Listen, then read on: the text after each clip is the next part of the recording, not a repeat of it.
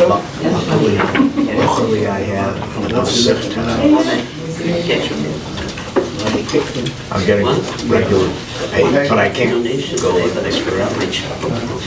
What do you have? Okay, good afternoon. Welcome to our weekly class on Pirkei Avot, Ethics of the Fathers.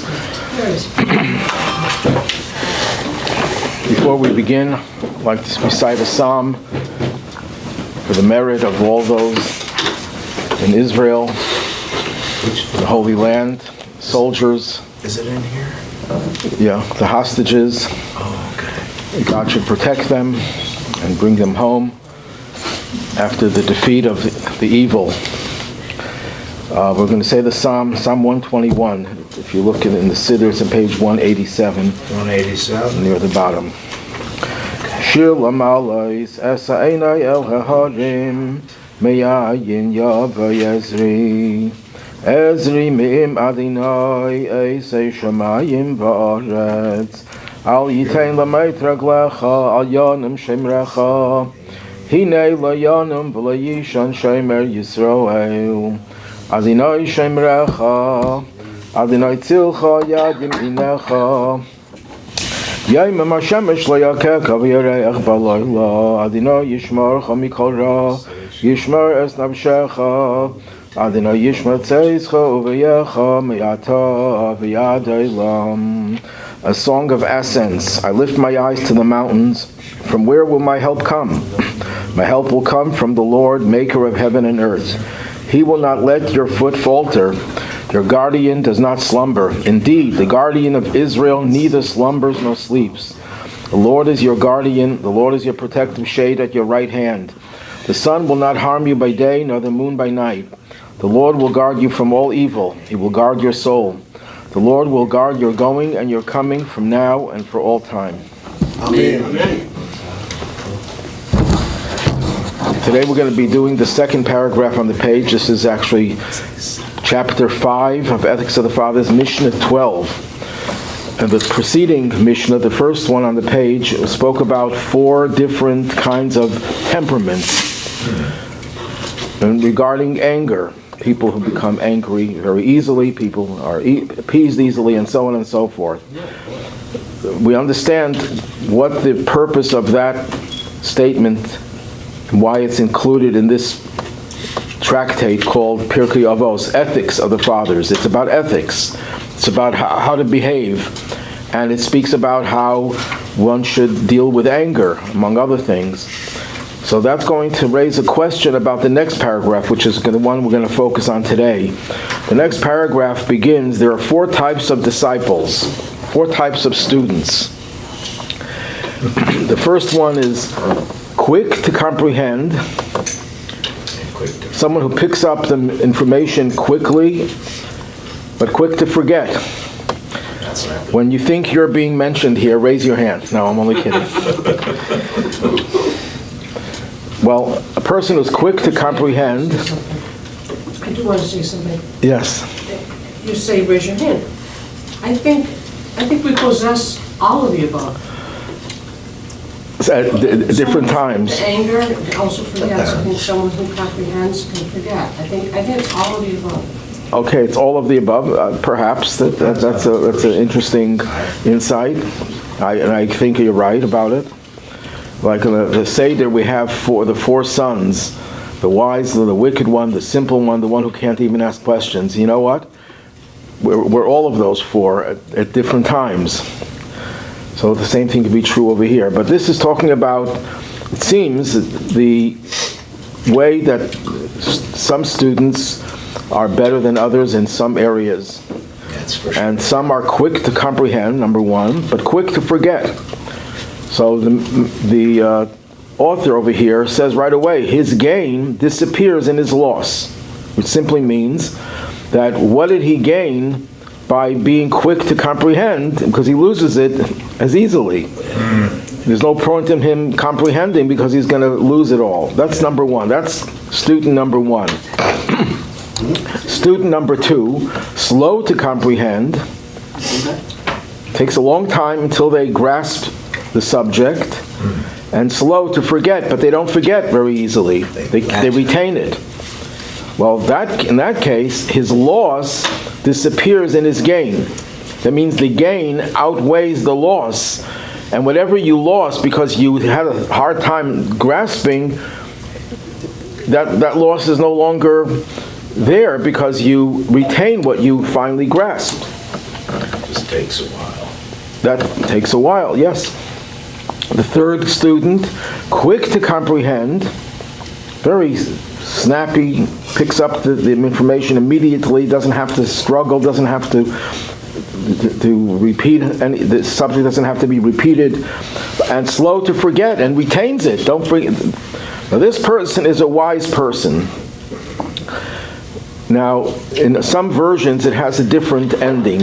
Not this is a wise person, but this is a person who has a good portion. Portion? Portion, like a portion of food.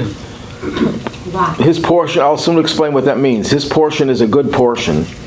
But slow to comprehend, number 4, the person who's slow to comprehend, takes them a long time till they finally grasp. And once they grasp it, and quick to forget.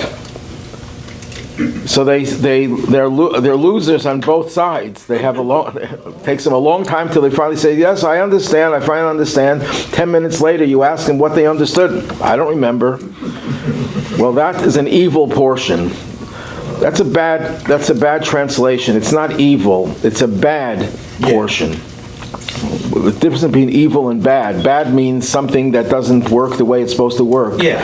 If the computer doesn't work, it's working bad. It's not evil. Person is not evil because they have no capacity to remember.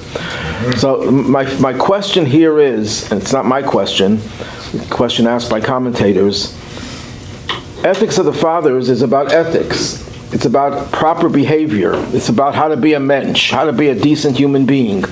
Not only how to be a decent human being, but to be more than decent. It says in the Talmud, if you want to become a chassid, which means someone who goes beyond the law, you should study Ethics of the Fathers. Now, what does this paragraph have to do with proper behavior? We're talking about different personality, not different personality types in terms of the behavior, in terms of the morality and ethics.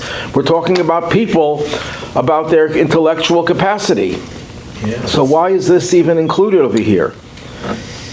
This doesn't belong, it would seem, in a book of ethics. It's like, So the answer is that this is directed to mostly to teachers, and we are all teachers, even if we don't have that as our official means of employment. But we all have, in Judaism, a responsibility to share our knowledge with others and to inform others of things that they don't know on their own. We all have to teach others. Some people do it for a job. Some people do it for they enjoy doing it, and they have plenty of time to devote to it, and some do it in passing. You meet someone and you get into a conversation, you see that they're misinformed. As we see today, how many people are misinformed about what's going on in Israel.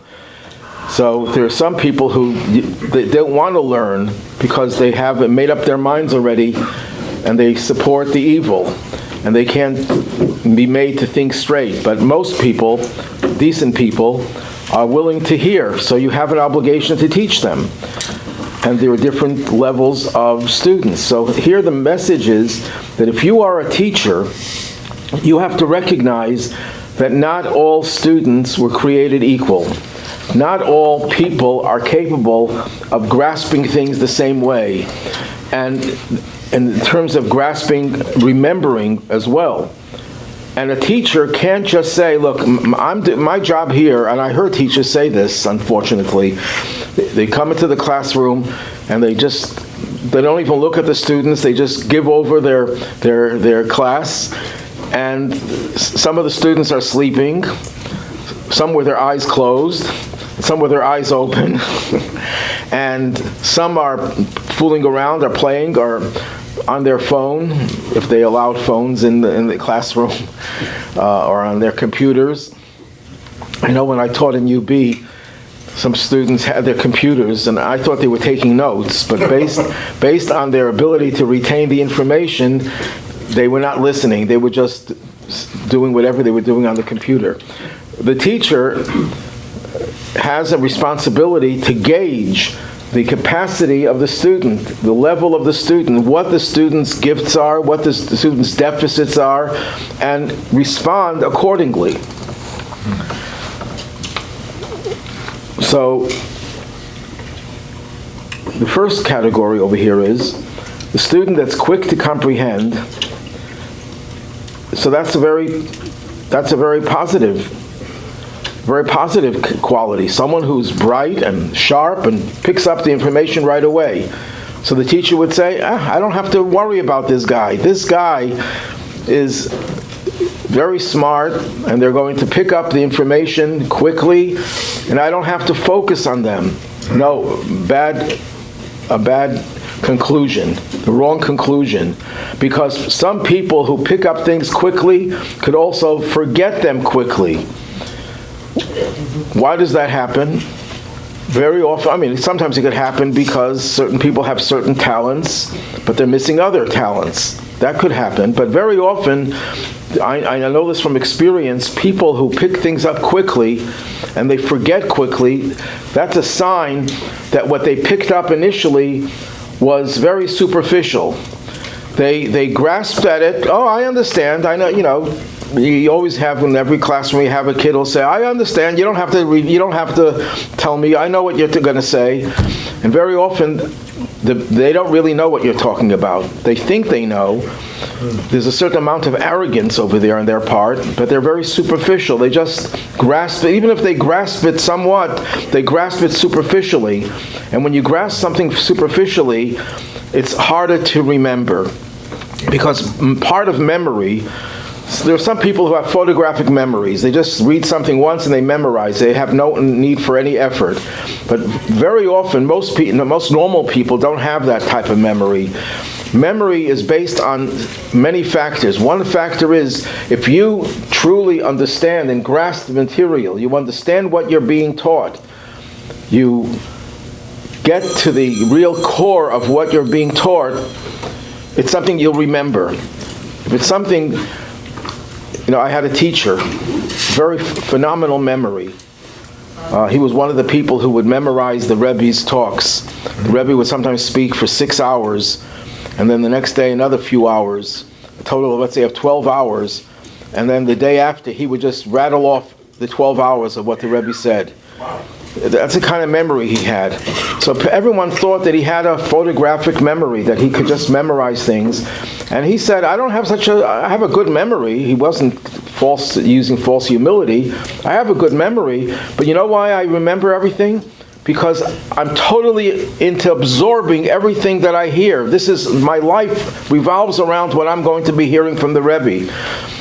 And that's why he just absorbed everything, and so he remembered it.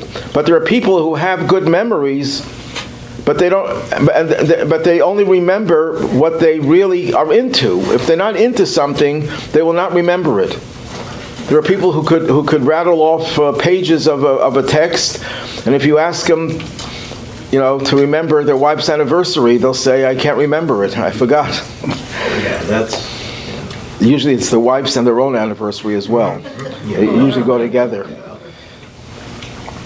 So the teacher, when he sees a student who picks up things quickly, has a moral obligation. This is not just talking about different types of memories, different types of comprehension.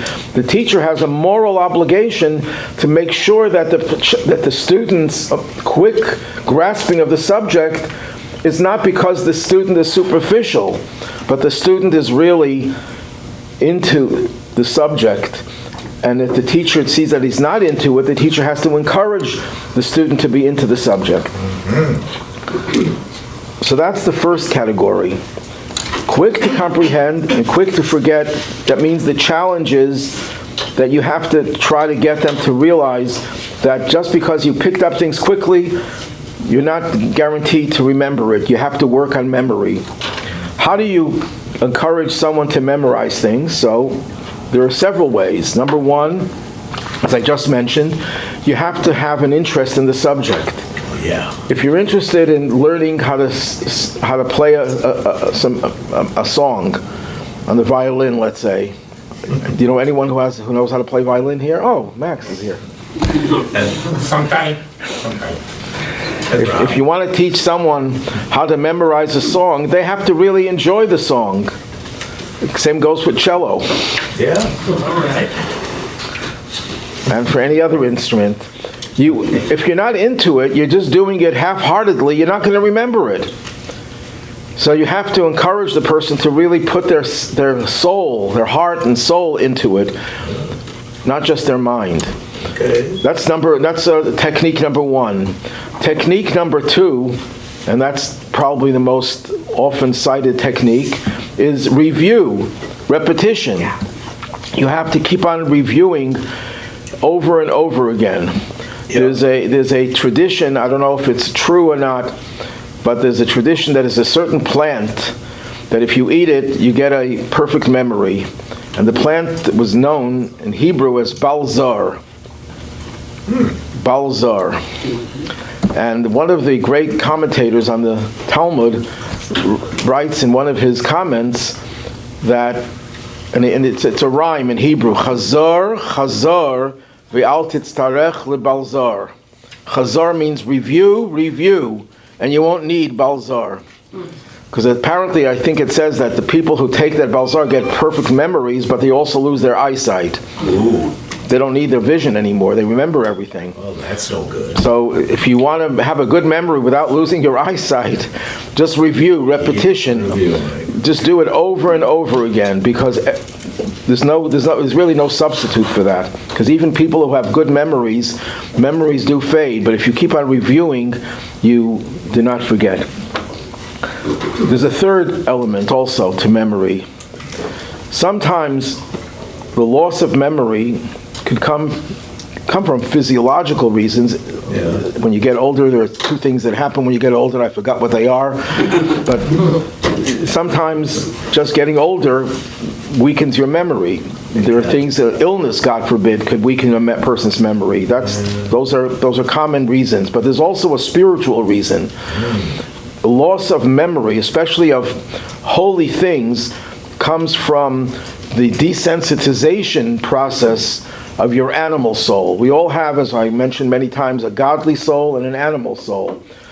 The animal soul is only interested in its own selfish needs, in procuring its own selfish needs, defending itself and enjoying himself or herself. And when the animal soul is strong, it also desensitizes us to spiritual information, and it causes our memories to also weaken. That's why it says in Ethics of the Fathers, in an earlier chapter, whoever's fear of heaven comes before his wisdom will endure, will not be lost. In other words, if a person has a sensitivity to God, an awareness of God's presence, that is a spiritual power that weakens the animal soul's power to desensitize you. Memory is not just a good thing to have, but memory is an integral part of Judaism. How many times does the Torah say, remember? I don't remember the amount of times it says, but there are 6 things that we're told we should remember every day. Among them is to remember what happened at Mount Sinai, to remember what happened when Amalek, the evil nation, attacked us, and we're reliving that experience even now with the attack that we had from the modern day Amalek. A Jew cannot afford to forget what our history is all about. We remember the Exodus from Egypt. We're supposed to remember the Shabbat, the Sabbath. Every day of the week we're supposed to remember the Sabbath. You know, in Hebrew there are no words for the days of the week. There's no Sunday, there's no Monday, there's no Tuesday, there's no Wednesday, there's no Thursday, there's no Friday. There's only a name for one day, Shabbat, Shabbos. So how do you identify, if I want to tell you, come today to the class, what day of the week is it? the fourth day after. It's Yom Revi b'Shabbat. It's the fourth day of the Shabbat. The whole week revolves around the Sabbath, and each day is one day in preparation for the culmination for the Sabbath. So we're supposed to remember the Shabbat every single day by identifying the days in Hebrew, when we speak Hebrew, as the number of days that it leads to the Shabbat. So remembering things is crucial. One of the biggest problems that we have as Jews and as human beings, but especially as Jews, is that we don't always remember what we should remember. And when people forget things, they begin to deny them or ignore them. How many people get upset when people deny the Holocaust? Yeah. And they want to erase the memory of the Holocaust. It's very, very upsetting. They're already erasing what happened on October 7th. What happened on October 7th, they say, yes, it happened, we did it, and we're proud that we did it. Oh, it never happened.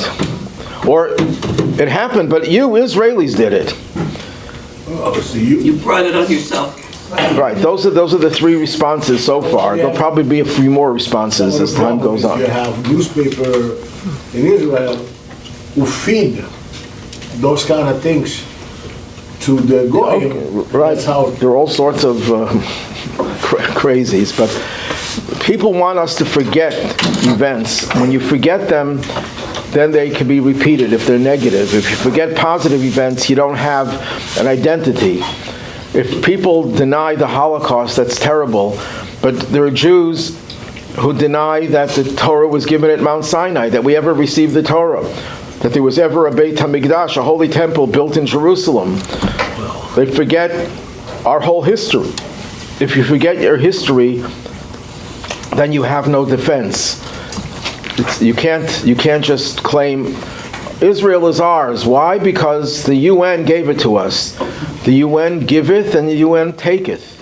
The same UN supports terrorism by not denouncing it. So if people would remember vividly the important events of our history, we would be much better off. So how do you make sure that memory is preserved? So number one, you have to have a deep understanding and relationship with it. You have to put your heart and soul in it. Number two, you have to repeat. You have to repeat it over and over again, as we do every day. We mention the Exodus, we mention the giving of the Torah, and so on. And you also have to have a sensitivity, a spiritual sensitivity. And that, how do you get that sensitivity? You get it through prayer, through doing mitzvot, following the commandments, learning Torah. That's what sensitizes us, and that's what keeps our memories. So here's the ethical teaching. You're a teacher. Make sure your students don't forget. They can grasp things quickly, but they'll forget because they don't have this identification with it. They don't repeat it, and they don't have the sensitivity. Now the second category. Slow to comprehend and slow to forget. Well, the lesson to the teacher is, teachers don't like to deal with students who are not very bright. They'd rather spend their time with students that pick things up quickly, and they can engage them in a very, very productive and interesting way. So you have a student who's slow to comprehend. And what is the tendency of a teacher? To ignore that student. So the ethical lesson over here is that no, you can't ignore the student. The student may be slow to comprehend, but when they will finally comprehend things, if you give them the right approach and you keep on repeating yourself, they will eventually retain it, preserve it, and they will not forget. You have a moral obligation to not neglect them because they are challenging in terms of their ability to grasp things. I told the story many times. I had a student decades ago who was a bright guy, an engineer, but he couldn't absorb the Talmud. Talmud was just something he couldn't, and he spent 2 weeks. I spent 2 weeks. And it wasn't easy. It was very challenging. At least an hour every day for 2 weeks straight, teaching him the same 10, 15 lines of Talmud. And it was like he wasn't getting through. After 2 weeks where this guy was studying day and night, I studied with him 1 hour, but he would review it over and over again. He would walk in the street holding his sheet and trying to memorize it while he's crossing the street. It was very amusing and dangerous at the same time. And he finally became the best student, far better than any of the other students. So he was a perfect example of this. He was slow to comprehend, but slow to forget. And if I would have given up after the first few days, he would have never reached that milestone. You wouldn't get me. But excuse me. I don't think I can do it again. Yes. Excuse me, this is problem. Because when you have class, somebody sharp, somebody very slow, and if you explain, you have to explain to everybody, because you have class 15-20 people. Well, yeah, that's... So, if you make accent on very slow students, it's boring for sharp. If you work for sharp, slow, move out Okay, of class. you're raising a very good point. If you have one student, then you could do this easily. But if you have 20 students or more, or even less, and they're all different, how could you spend the time that you need for every student? So obviously, we're not talking to people to become angels, that they can do many things at the same time. We're talking about humans.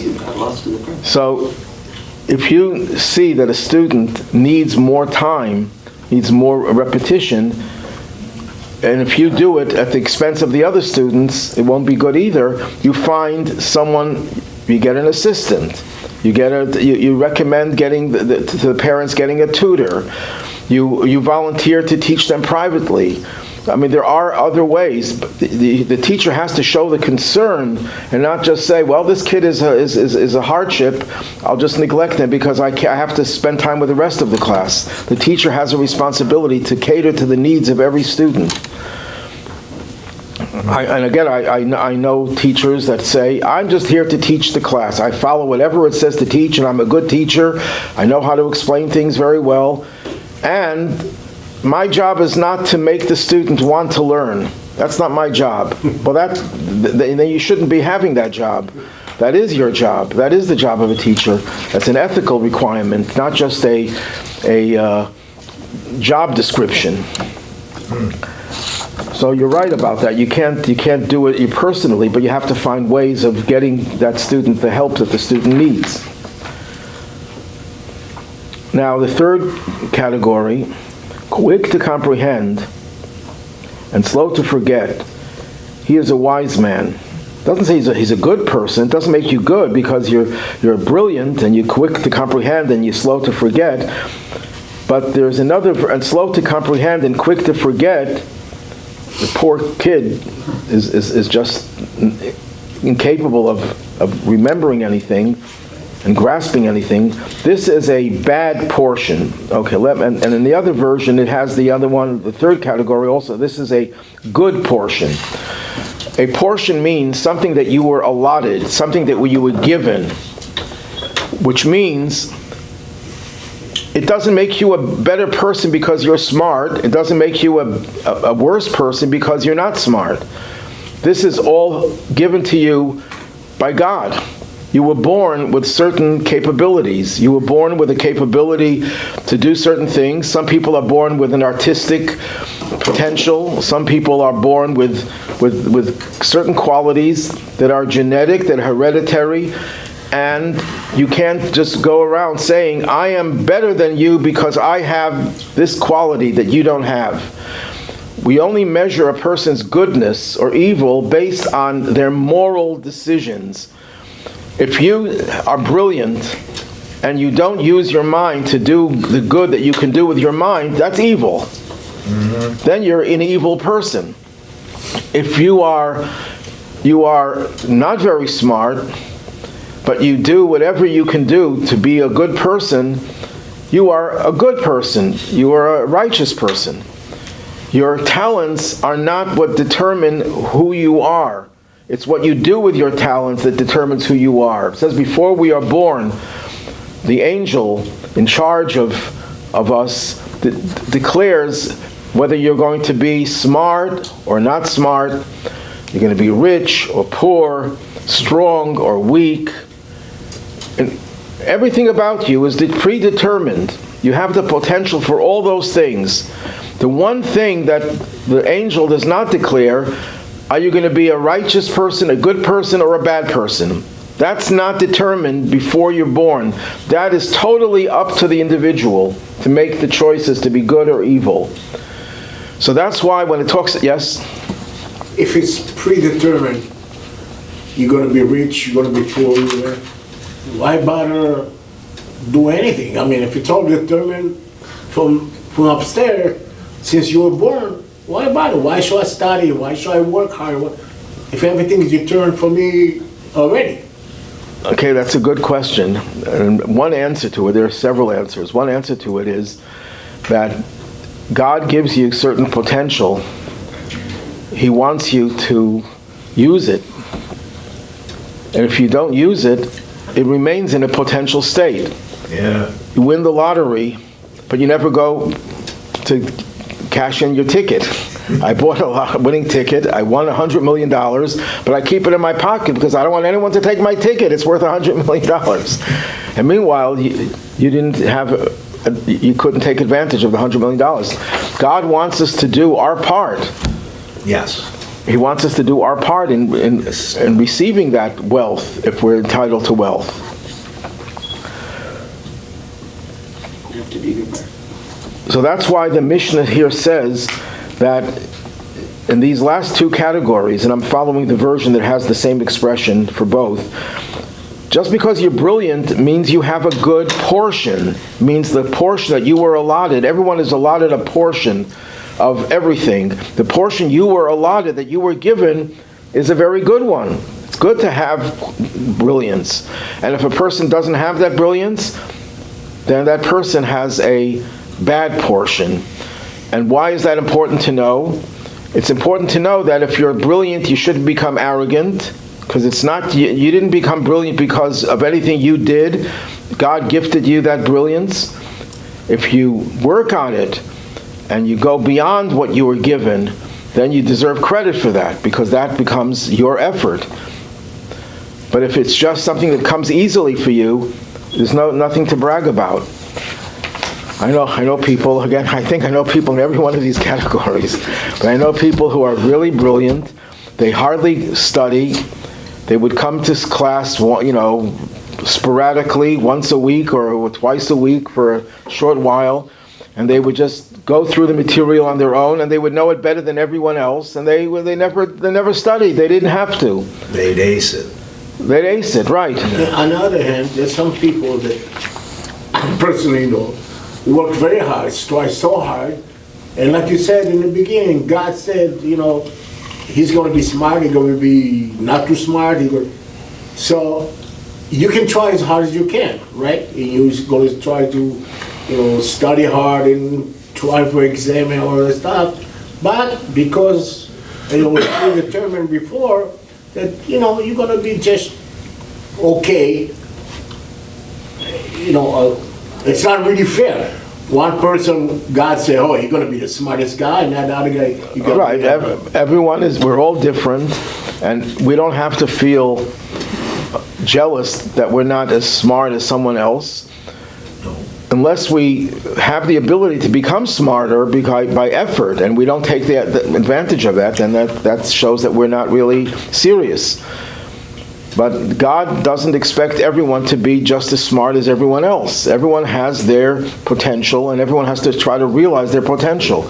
I think I mentioned this story a while ago.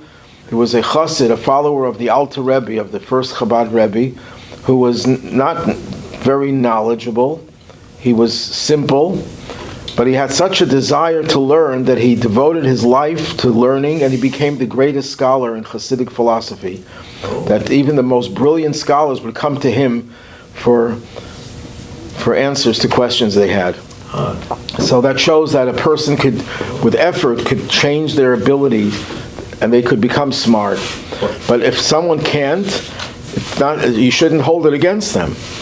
It doesn't mean that they're bad. It just means they were given a raw deal, as they would say in English. They were dealt a raw deal, yes. Who was the disciple of the What was his name? Yekusiel Lepler. Huh. That was his name. We know his name, and we know everything about. He lived very long. In fact, he got a blessing from the Alter Rebbe that he should have long life. And he told the Alter Rebbe, I don't want the blessing if I have years of a peasant, eyes that see but do not see godliness, ears that can hear but can not hear godliness. I want to be able to have all my faculties for all my life, so I can use them for spiritual things. And I don't know how old he was, but he was probably in his late 80s when he died. And so he became a Rav, I would think. no, he was a wagon driver.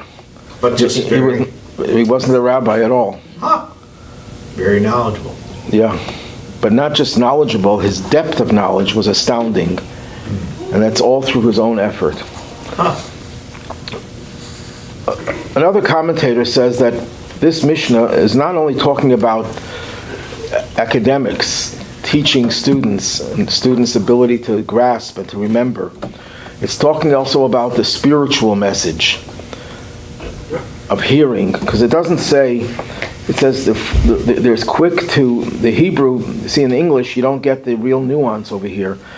Let's say quick to comprehend. And what's the Hebrew word over here for comprehend? Lishmoa. Lishmoa, like the word Shema and Shema Yisrael, means to comprehend, but it also means literally to hear. But in this context, it means comprehend, but we can translate it the other way as well. It says that every day there's a voice that comes out from Mount Sinai and beckons us to return to God. And there are people, various ways of responding to that. Some people are quick to comprehend, quick to hear. In other words, they hear the voice of Sinai, whether they hear it directly or they hear it through the messages of teachers of Torah and the teachings of Torah. They hear the message right away. Oh, I understand what the Torah is telling me, but they forget it right away. They get inspired quickly, and it fizzles out. That's one category. People who hear the message, inspirational message, they become inspired, and the inspiration dissipates. It disappears. That's one category. Then you have another category, that they don't hear the message easily. It takes them a lot of time until they finally pick up the message. But once they pick it up, they don't forget it. It remains with them. The inspiration stays with them. There are many people today, especially in Israel, who are becoming very, very strongly inspired to get closer to Judaism because of what's happening. And the same people in the past may have heard the same messages, but they didn't keep their inspiration. They would come to the synagogue once a year and they got inspired, and the inspiration disappeared. Now, because it was such a major blow to us, these people's inspiration, I think, will last, will endure. But it doesn't mean it's automatic. They have to put effort into it. So there are those who are quick to hear, to become inspired, but also quick to forget. There are those who are slow to comprehend, to hear rather, but also slow to forget. Their inspiration does not get lost. And then there's the highest level, the one who is quick to hear. They pick up things, they become inspired right away, and it doesn't go away. That's the sign that they were given a good portion. That means they have some other kind of support. Why would someone be able to be inspired quickly and the inspiration doesn't go away? Very often it's because of something else going on that protects them, that preserves them. Sometimes it could be you have a parent or a grandparent who was so righteous that they are looking down from the other world and they're praying for you. And that keeps you intact. That keeps the inspiration intact. And then there's Nebuch, alas, someone who doesn't get inspired, and when the little inspiration they get just burns out quickly. that's a sign that they have something negative about them. Sometimes a person's own behavior, negative behavior, creates a barrier and doesn't let the inspiration penetrate. It doesn't let and if they get a little inspiration, it fizzles out right away, because they have to first, the Alter Rebbe says in his classic work, the Tanya, the person has to first do tshuva. They first have to repent, and then they open up. So in order to be inspired, you have to become receptive. So this Mishnah is really very, very powerful in teaching us the importance of opening ourselves up to inspiration. Yes? When you said that some people just get a raw deal, so I see my own father, who was a Holocaust survivor, had a terrible life, died young, was the best person in the world. So what does that mean? That Hashem just picks people? Some people have mazel and have a good life, and some people get a raw deal? We have to conclude that some people were just determined to go through a difficult part of their life. Now, why is that so? God's ways are beyond us to understand. There are general reasons. Sometimes a person suffers in this world because God wants to give them greater reward in the next world. That's one thing the Talmud says.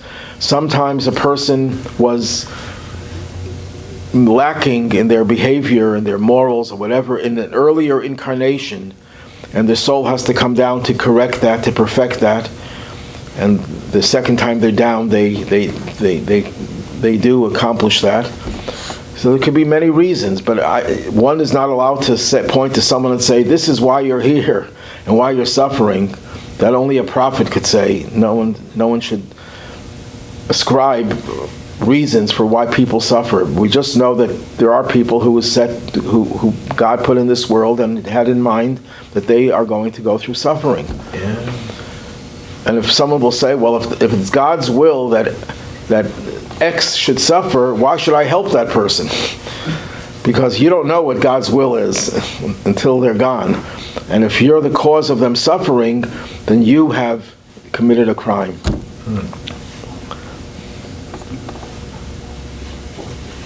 Just one other point, the connection to the preceding Mishnah, where it talks about anger, is directly related to this Mishnah, which talks about how sometimes a teacher cannot handle a student. It's a problem student, and the teacher gets angry. It's impatient with the student.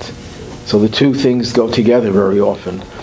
And that one of the most important things for a teacher, that the teacher has to have patience.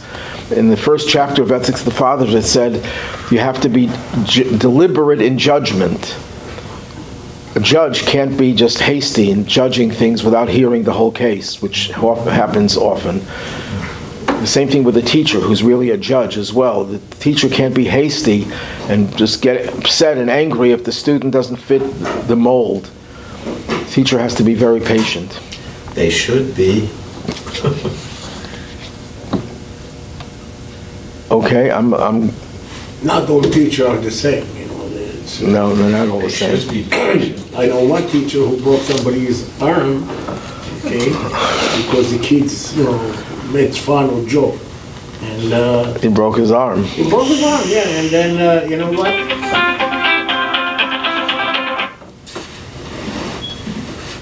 They really didn't do much to the teacher. I'm talking a while ago. In Today, Israel. yeah, today it'd be a big difference, but Sometimes teachers do more damage to the kid without hitting them than the one who hits them. The teacher says something if you, to the kid. I heard a story from someone who I know, whose kid was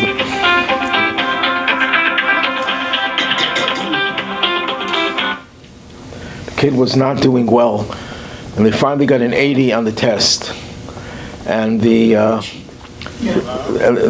teacher, the kid is so proud of himself. Yeah. And the teacher says to the kid, but you got a 20, you missed 20 points, you didn't do well in a certain area. And he put the kid down, and the kid just ran out of the This is a high school kid. He ran out of the building and ran to his father and said, I'm not going back to school anymore. And the father had to go back to the teacher and teach the teacher, what did you tell my kid? He said, I told him that he didn't do well on this part of the test. He said, why didn't you tell him he did so well on the other part and he'll do better in the next test? I think sometimes you have to teach the teacher how to teach. Yes. That's some of the problem. Yes, that's true. Sensitivity, they don't all. Any questions? If you want to be a teacher, You should. you should be. They should. I agree. Have them doing something good. Okay. Go on. Thank you, Rabbi. Excuse me, I'm sorry. Oh. Go on. A little bit short story. 33 years ago, my friend, I only came to America, and my friend, he is decan of Yeah. university, asked me, Max, so will you eat turkey?